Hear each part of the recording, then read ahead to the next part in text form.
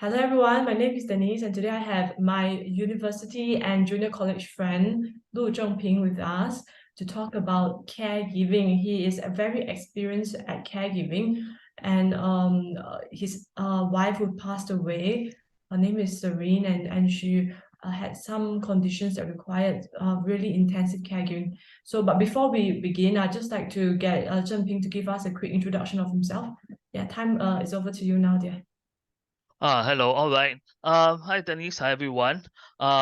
Basically, who I am is really less important than the condition that my wife suffered from and what had to be done to look after her.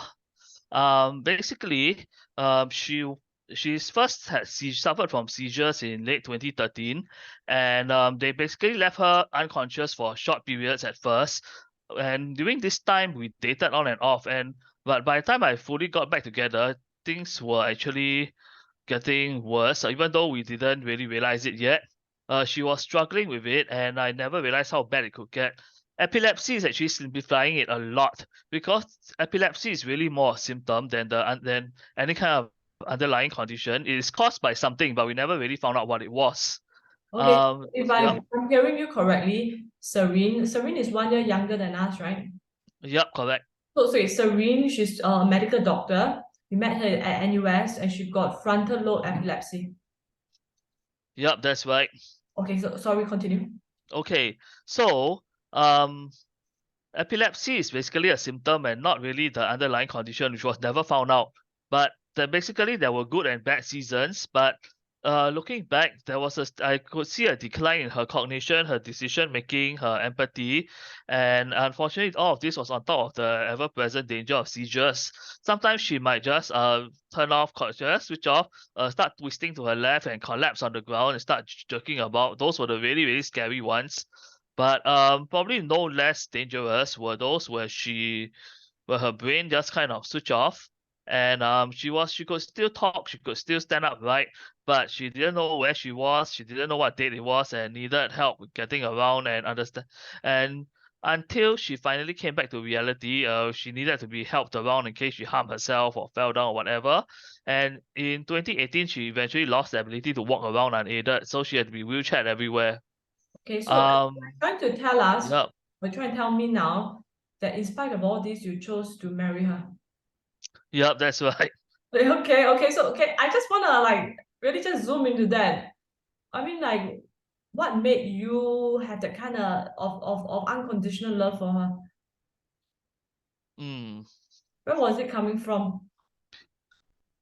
I felt that since she loved me and had given herself wholeheartedly to me, I really could not live with myself if I left.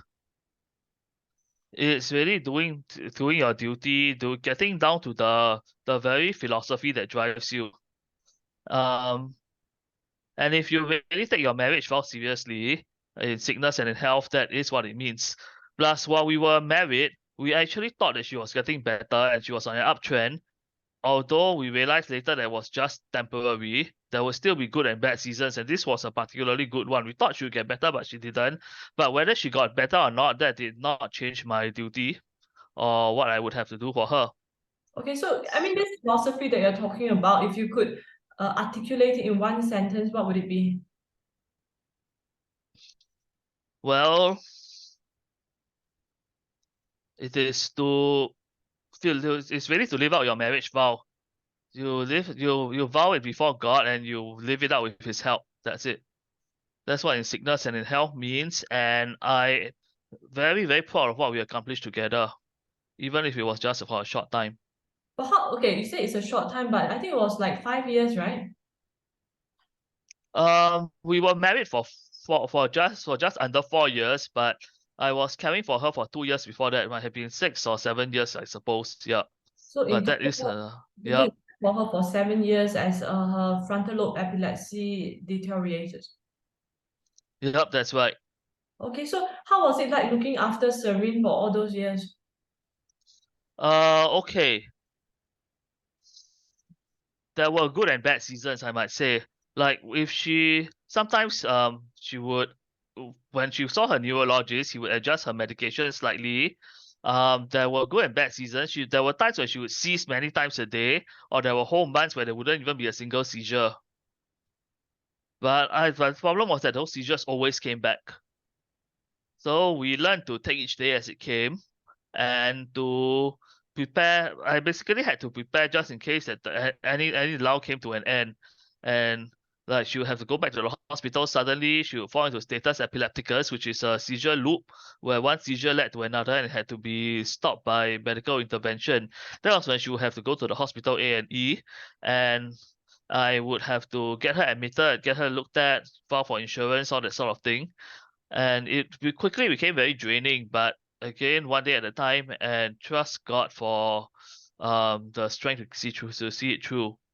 Yeah, I think And I sorry to interrupt you there. I'm just quite amazed at the amount of dedication you showed in caregiving for Serene. And I understand that this a great duty of yours to look after her. This really I mean, it's quite impeded your ability to get employment. You couldn't, you are a very intelligent, very talented person, but you couldn't work because you were so invested looking after her. Was that what happened?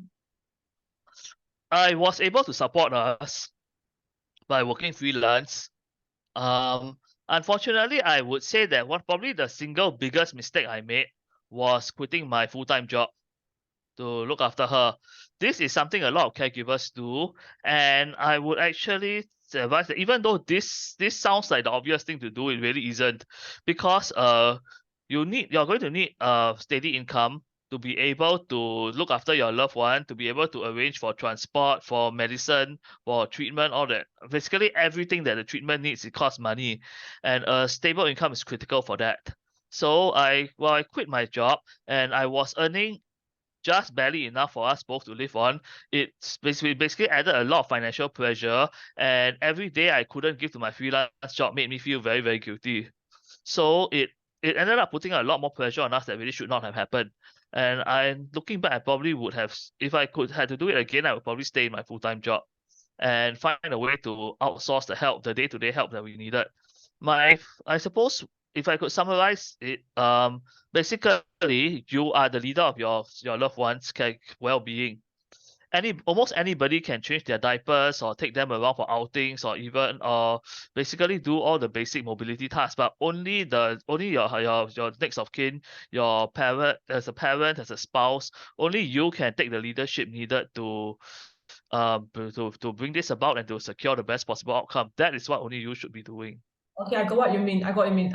Okay, let me try to mirror it back to you to see if I really got what you're trying to convey. What you're trying to say is that as a caregiver, it is quite easy to get lost in the day-to-day immediate tasks, that you forget to really take a back seat and think strategically on how to really make the great it's called managerial strategic decisions. So when you do that, you so-called switch your brain off in a way to deal with all the immediate pressing things. So what you hope that, I mean, if you could turn the clock back and to do it again, you would definitely keep your full-time job, hire someone else to do the day-to-day stuff so that at least the financial pressure won't be so severe. Is that what you're trying to say?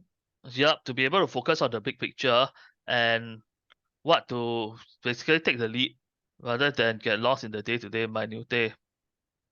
Okay. So I just want to ask you, I know it's been tough. I don't think any part of it was easy, but what was the toughest part of this caregiving? The quarreling and the conflict. Basically, your spouse actually meets a lot of very important needs for you, for your need for companionship, your need for a life partner, and unfortunately, given her declining neurological state, it really was not possible for most of the time. So I had to balance her wishes and then with my own needs. She wouldn't always see reason. I often got angry and upset and wouldn't see reason either. So there really was a lot of bitterness and conflict. And it was very, very rare that we had outing that did not degenerate to angry quarreling. And basically, a neurological illness puts you in a very demanding and very negative environment, which means that learning to deal with it is all the more important. Yeah, so I mean, like in through all this hardship, right? Because you were mentioning like, okay, wait. I want to slow things down because you actually mentioned a few very good points. As a caregiver, it is often that your spouse won't be able to meet your needs, won't be able to give you that good quality conversation, won't be able to give you the peace that you need, the peace and stability that you need, won't be able to have a happy outing with a happy end of the outing kind of scenario. So what kept you going through all those really tough years of marriage?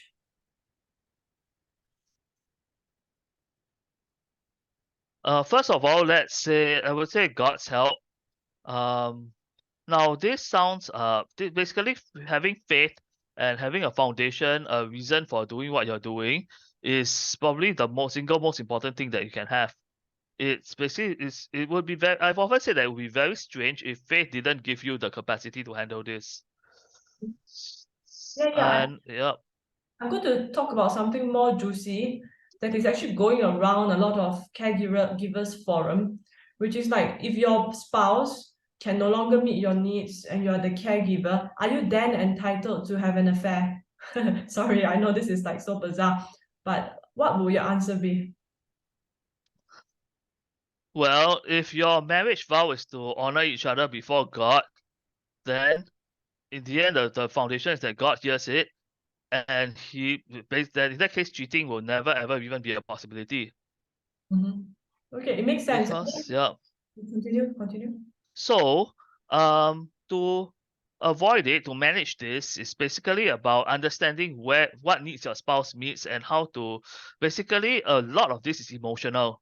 So I found emotional release in other ways, like talking to friends, like meeting with friends with them whenever I could, and finding trusted people to talk to, and also going to church whenever I could.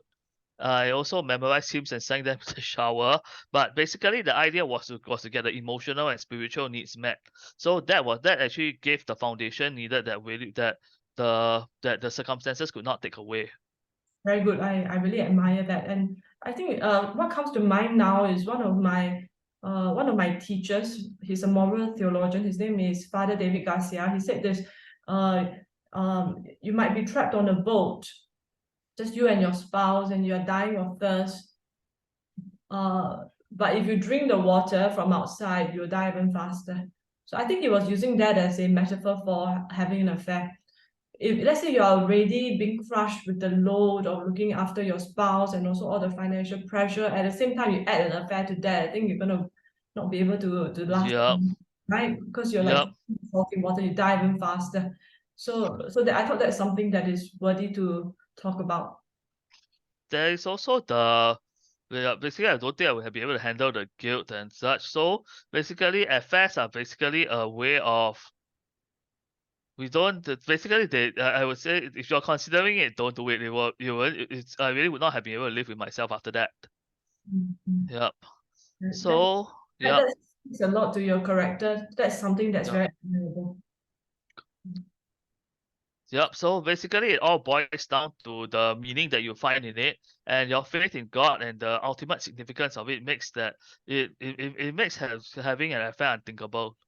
I'm just thinking, after like 7 years of caregiving, what do you gain out of that? What are some skills or like virtues that you gain out of these 7 years of I don't know. I know there are good moments, but there are also really painful, difficult moments. So what do you gain out of? Yep. Okay, I realized that caregiving is not just about meeting your loved one's needs. It's also about managing the expectations and the investment of other people. Basically, it's basically like you're basically less like a nurse and more like a company leader. It's very like running a small organization. You need negotiation and persuasion to be able to work with shareholders, with investors, people who help you out, your support network, and you have to be able to assertively negotiate with them and get what you want. Because, like it or not, the caregiver there's really a lot of potential for conflict with parents, with other people involved, my own wife's family as well. There's always the potential for differing points of view, for view saying, oh, you're not doing enough, or she had this problem, you caused it. They will always many people will say that the caregiver will never be thanked when things go well, but will always be blamed when things go badly. as I mentioned, it's a very negative environment. I don't want to think that they are doing out of malice. They probably have the best intentions, but you still need to be able to handle them well, to give them face-saving ways of giving you what you want and making your life easier. You also have to manage budgets, logistics, and your own patience. It's really not easy. So it's really not easy at the best of times. And there are really a lot of things other than your loved one's immediate needs to consider. So that is why it's so important to you to to go back, strategize, to learn the things that you need to learn. If I could suggest if only one skill that caregivers take away from this, it would be persuasion. So what I'm hearing is that it's really tough being a caregiver because you seldom get the encouragement and the empathy that you need. Instead, whenever things go well, it goes unnoticed. When things go badly, then you are blamed, and you have sacrificed so much, everyday suffering every single day, but people tend to give you a lot of unwanted advice. But it's important to still listen to them, Yeah. still so-called give them face-saving ways of Giving you what you want. because Yeah. you still need their help, you still need their money. If you cannot hold a full-time job, you need their money so that you can continue caregiving in a way. So all these are actually skills, in a way of negotiation, of planning, of negotiating with stakeholders. All these are actually transferable skills if and when you are going back to the workforce, which you are right now planning to, right? Yep. Yep, that's right. Um, Like, in a sense, it actually taught that experience taught me a lot more about leadership than really much of anything else I did. And also endurance, finding meaning, and basically, do I know the meaning behind this or why she suffered from this? I don't know yet, but I do know both that God will either give me the answer or show Himself so real and powerful that it really will not matter. But then, on a more temporal note, like more short, you also have to plan and budget with very, very limited resources, effectively do more with less. And another important skill that you learn is moral courage. You basically have to make very difficult choices with very limited information, and you cannot really do everything that is demanded of you. So you have to learn what demands to meet and what to save for later. And basically, many caregivers really can't handle the strain. And unfortunately, when you see things like caregiver abuse, or when when their loved one suffers or they suffer, there is resentment, strong language, and even physical blows. The problem is that all of this is the result of a failure of moral courage and what we call moral injury. You basically are driven to do things that you would not otherwise do. yeah, I want to pause there and like really say this really clearly to everyone who's watching this, that a caregiver's job is really, really tough. It's really, really tough. And if you ever get burned out, you may not even know it. And when that happens and you in one spur of a moment scream at the person you're caring for, or just push him or her, and someone records that and makes it the whole story, then it is pretty unfair for you as the caregiver. I mean, like, if you are not doing that, then who will be looking after that person? So then all this kind of juicy media about caregiver who are Uh, abusing the people they're caring for becomes just really quite, what's that word, myopic and tunnel vision, uh, and disqualifying the positives. Any thoughts about that? I think much of this can be prevented if we learn to understand how to strategize, how to meet demands, how to meet our needs as well. Basically, don't be afraid to talk to people. As unfortunately, that one very sad school of thought is that when some people believe that if you emotionally open up to other people than your spouse, this is actually a form of cheating and adultery. I would say those people have never been caregivers. Yeah, So yeah. they're basically standing in judgment of people they've never met, and they will not understand. I say that too because, okay, from my own experience and all that, right? The thing that will stop you from having adultery is to have that great support network whom you can talk to. That is the cure for the adultery. And this revealing of vulnerability, sharing your thoughts, Even sometimes bordering on complaining about your spouse is acceptable in that scenario because it prevents, in the Catholic Church, we call a mortal sin. And it also is a form of humility, seeking help, building that support network so that you don't have to be in this alone, and you wouldn't have to cross the line of burnout where you start to abuse your own spouse, and in a way becomes like, I don't know who's caring for who, both are now down, both of the ship have sunk. That's a really bad place to be. Caregivers need so much support. Yep, absolutely. Yeah. Yeah. I was just thinking, this is an important question, and I'm curious because I haven't heard you talk about that before. But how did you ensure that your own needs were met in this caregiving process? Okay, I think you already shared a little bit, like you said, have your emotional needs met by talking to people. What else do you do to take care of maybe your physical health, your spiritual health, and all that? All right. Physically, whenever I could, I got out of the house. Basically, I assessed the condition. I made sure that even if there was seizure, she wouldn't be at too much risk. I step away when it was needed, and um, when sometimes or during good times, this was actually possible. So I basically had to take some educated risk. Another thing, another quote that actually got me that actually was very powerful for me was basically the idea from it's actually this idea comes from the military. Basically, you have to know, basically this is given to officers. They basically take an oath to the constitution, not their superiors. They don't take an oath to obey every order they are given. Similarly, as a caregiver, as the commander of your life and your own caregiving, you don't have to meet every demand placed on you either. Your your oath is actually to the care and well-being of your loved one, and this effectively means that you can choose how this plays out. You can choose what demands to meet and what to save for later, and what to outsource. Basically, all of these are options, and it's down to you to decide which options to take for the best possible outcome. You're Yeah. basically not being don't let yourself be ordered around. Basically take the lead, take charge of the situation, understand what lies within your control, what doesn't, and act accordingly.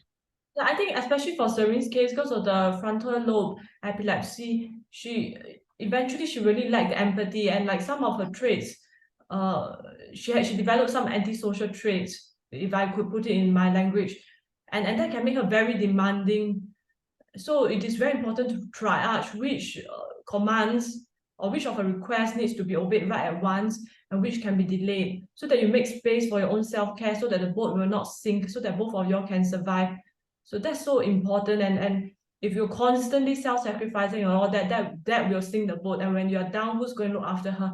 So you were in a really tough place. For that, I think you deserve a lot of praise, and yeah, well done. Yeah, thanks so much. Although I would, given that I've actually learned all these lessons, it would really help a lot to be able to codify them to understand what lessons can be learned from this, so that more caregivers will actually understand it and be able to be more assertive, to stand up for themselves, and to be able to understand how to meet the demands placed on them. I Yeah. think that will be very helpful. Yeah, maybe one day we can write a book together about that. I think that will be super helpful. Okay, what is one word of encouragement you want to give to a fellow caregiver? Basically, you're a team leader. So the best thing you can do for your loved one and for yourself is to act like it. That's the thing. You're not a victim of circumstances. You're basically a commander with a mission. And that's the mindset to bring into caregiving every day. And it's what may make the difference between success and failure, between thriving and burning out, between your dream, between making progress towards your dreams and giving up on them and adding to your own burnout and resentment. That's right, that's right. I think what I take from that also is the resentment part. Resentment is really not so healthy if it is whole business about love. Caregiving should be built on a very sacred foundation of God's love in a way. So resentment, when you add that into the equation, makes it very hard to sustain. So once you spot that resentment, you got to check like which part of your needs are not met. And what resources are you not utilizing? Maybe a relative and all that. Is it because of mistrust towards that relative or resentment towards her for saying giving a bad untimely advice? Sometimes you really have to be humble enough to push that aside and get as much help as you can on board so that your boat does not sink, so that you and the person you're caring for do not perish. This actually a really tough job, requires so much humility. Right. Okay, I'm going to ask you to Yep. switch your hat over and ask another very challenging question. Because All right. you're not only a caregiver, but you are now grieving for Serene. And it is a long process. What would you advise? I mean, what is one word of encouragement you give to someone who's also grieving for their spouse who just passed away? I would say balance your emotional energy. There will be a time to grieve, but make sure you balance it out with people with people with activities. It's as much for your own mental well-being as it is for your skill development, and basically just giving you something to do. I found that I found that I have trouble sleeping because the grief and the loneliness really get too much for me. Which is why I try to fill my days with meaningful activities. I used to be a free diver and I'm going back to it now. And also looking for fulfilling work and working on the theories and the lessons that I've learned. So basically all of those give my daily life meaning, and meaning and structure is what you need, because you no longer have, when I was a caregiver, the day already had structure. I hated every minute of caregiving. I won't minimize that, but at least there was a clear direction I could take my day in. Get up, make sure she was well fed, get her back to bed without harm, without injury, and I would actually have called that a success. But then now that this isn't available to me anymore, I have to find a new avenue for my energy, a new source of meaning, and that will take time. But I am making progress towards that and working towards my dreams again, so that when I see her again, I will be able to tell her that I live a full life and share all sorts of wonderful stories with her. I really can't wait for that to happen. Oh, I love that last part. It's so romantic and beautiful. I like the part like, okay, live a full life, collect a lot of stories, so that when you meet again in heaven, there are all these stories to tell her. That's lovely. Okay, so before we both get too emotional, I'm going to end this interview. What is one last thing you want to tell everyone as a in closing? um, all the best, and God bless, and know that you're not alone in this.